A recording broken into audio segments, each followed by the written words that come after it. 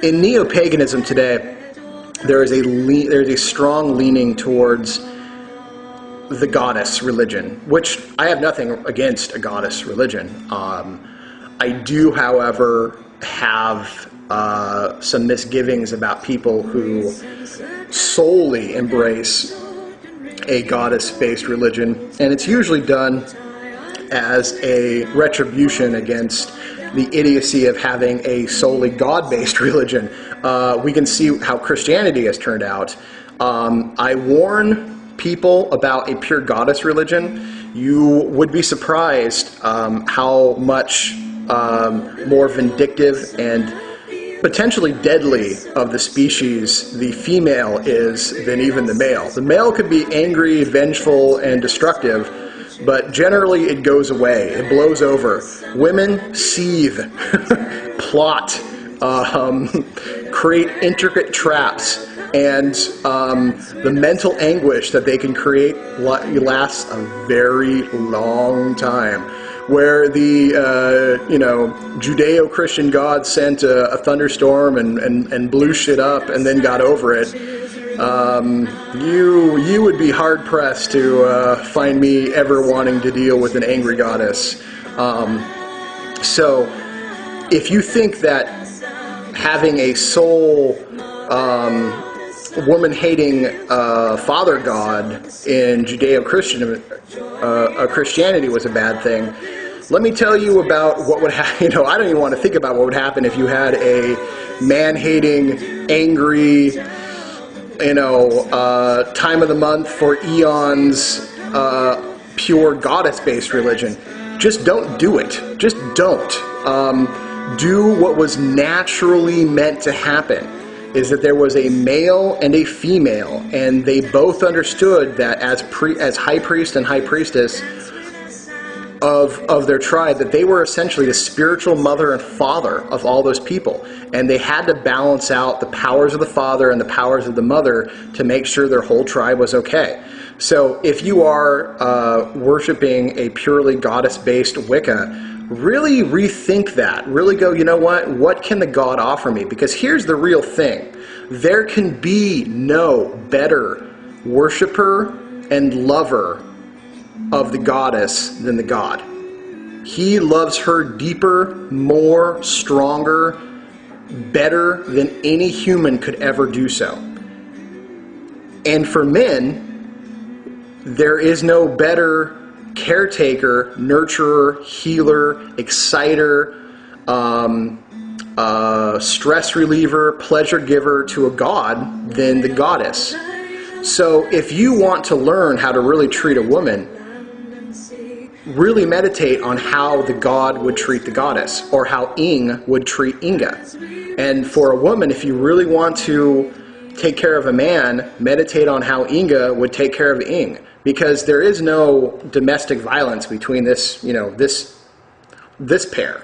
I mean, they are the warriors of each other, the high priest and priestess of each other to the highest degree. And you are all their children. And it is the children that create all the domestic violence and craziness and baby mama drama that, doesn't exist within the realms of what is, Ing and Inga. It doesn't happen. It just doesn't happen. So these are things that you should really meditate on. As a man, you could learn a lot from meditating on Ing. He is robust, physically powerful, very active. He hunts, he runs, he dances, he makes wine, he entertains children. He is the so-called master of ceremonies. He is the one that leads the drums. He is the one that really kind of takes over as head of ritual often. He is the thing that makes things happen. And he has a great deal of responsibility put on his shoulders. He wears the he wears the crown of horns. He really does. So he is the one that embraces the wild animalistic powers that they lived around. However, women, you could learn a lot because the goddess was the altar. In the old witch cults, if they didn't have a stone, and generally I think stone altars were more of a permanent thing, when they did ritual, the woman herself was that which was adorned. So the fivefold kiss truly is something from the old witch cults. So they kissed the places on the woman's body that truly were places of profound pleasure, because, I mean, if it felt good, it was divine. Why not? It's only Judeo-Christian and the big three, Islam and Judaism, that seems to have a weird thing about pleasure. And, you know, when you have to somehow kill away a goddess and lock all the guys up together and try not to be homos, you know, wow, weird shit happens. So, you know, and obviously it did happen. So, you know, so these women really took pleasure in the fact that they knew what parts of their bodies felt good. They knew what their bodies did and the functions they performed. They truly understood it. So men adored them because life came from them. Men were the defenders of life, so they worshipped life itself, and the woman was the life giver. Men also gave life, but I don't think it was fully understood. However, their ejaculation could be considered as a wounding. So men in the old witch cults had to get wounded. They had to feel, which is part of the sword. They had to feel what it was to bleed. They had to always give up the male energy in the old witch cults, and now of Wicca, is that of sacrifice. You always have to give a piece of yourself away. Always. Much like the deer or the elk shed his horns. There was blood in that, but his horns always grew back. The man was the regenerative nature of the forest. In one of our old songs that I love is Hoof and Horn, and it talked about hoof and horn, all who die shall be reborn. Vine and grain, all cut down, shall rise again. This meant that they would cut things from the forest and whatnot, and then in a week it would be back. So the men realized that, you know what, I can give a little bit of blood, I can give a little bit of semen, you know, I could give my, you know, whatever, I can give my hair, you know, and sometimes even their life, because they knew, they understood that they would be reborn back. So for the man, it was always about sacrifice. For the woman, it was always about transformation. A man gave his blood so that the tribe can continue. The woman then had to take what the man had given, which was his life, and say, okay, now with you gone, how can we continue to make this life grow? And maybe I'll give birth to you. You know, a man gave her his semen, and she takes that and transforms it into a baby. So her belly is the cauldron of transformation. If you really want to know old witch cults, go back and meditate and even try to summon Caradwyn and tell her flat out you want to learn the old mysteries. She is a stern and sometimes scary goddess, but she is second to none in her understanding of the old witch cults. I really wish I could talk a lot about the herbology that we do. It would be very difficult, and this is one of the other reasons why Wicca in America is so difficult, because the old witch cults, everything they did was based upon herbs and plants of their big giant forest, that not all of them necessarily grow here. So to be part of a lot of these old witch cults, you had to get specific herbs and partake of them and do ritual with them. Oftentimes they had psychotropic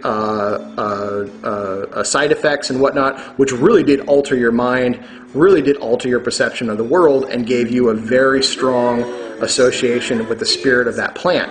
So that's another issue that would be very difficult. And so trying to come up with a North American-based form of Wicca, it's been trying, and this coven has been mildly successful, but that's still something that we struggle with. So trying to keep this on track. So the Wicca is what religiously we really use. Wicca is where I learned to call down a god form. Wicca is where I learned to channel. Wicca is where I learned to become spiritually, a certain set of animals. Wicca is where I learned the art of self-sacrifice. Wicca is where I learned to cultivate a warrior spirit and went through a couple initiations where I was left alone or lost purposely in woods and being slightly inebriated, and which was done on purpose, and left alone to deal with my own fears, and then attacked by members of the coven that I didn't know came out and had laid in waiting, and really sort of tricked me into thinking that something bad had happened to the members that I had come with. I had to, in that moment, they were really testing me. They were really saying, would he defend members of this coven? And the answer unequivocally was yes. Wicca is where I really learned to love religion. Really learned to love deep mysteries of life and death and the creation of life, and really where I learned to love sexuality. I mean, I loved it before, but really learned to love it. And, I learned to play the role of a satyr. I learned to play the role of a wounded hero. I learned to play the role of a king, of like a priest king. So these are valuable things that I have learned from Wicca. And in the way that we do Wicca, which, isn't tie-dye and beating drums, which, if that's where you come from, that's okay. But I just want you to really begin to rethink what Wicca is, because there's a wealth of information out there that you're kind of missing out on. And, here's the thing. I have written 3 books now on the art and practice of Wicca that I do. And there is a certain big company with a little crescent moon that has each time sent them back saying, your material is too, I get the words raw, I get the words rough, I get the words advanced for their particular clientele base. And so I want to begin to release this information, maybe in an ebook that would cost like $5. I'm not looking to get rich. Part of my great work is to release information and reform what paganism, true, mystical, functional, foundational, organized paganism is, without the elitist nut job, psychopathic bullshit that the Illuminati pulls. The Illuminati was, because they had already infiltrated the Golden Dawn, Aleister Crowley was a major part of them, had a strong hand in the way Wicca was. They helped create another opiate for the masses. They knew Christianity wasn't going to hold everyone, so they helped create another opiate that people could follow and get like a tingly good sensation for, and it's a corner that they own. And they, again, they own a big, large publishing company that doesn't like real information out there. It wants to keep you devoid. It wants to keep you guessing. It wants to keep you feeling hollow. So you have to buy another book and another book and another book, and ooh, this one looks slightly different, and it maybe have like a little tidbit of information you didn't know about. And you're like, oh man. No, I would much rather just say, boom, this is the information that we do. This is the successes that we've had with it. It's real. It is raw. It's life and pain and pleasure and tears and laughter and all these things that are raw base emotions that the human goes through in its connection with divinity and the other worlds and all these things that channel through. And it's a big, crazy, loving, harsh pleasure fest, and of power and wounding and healing and all those great things that a human should go through. So I hope this video didn't seem too elitist, but I just want to release that Wicca is so much more than what it is, and that is the true religion of this order, and that the magical practices that we release are just magical practices and don't necessarily have to form you into any type of religion.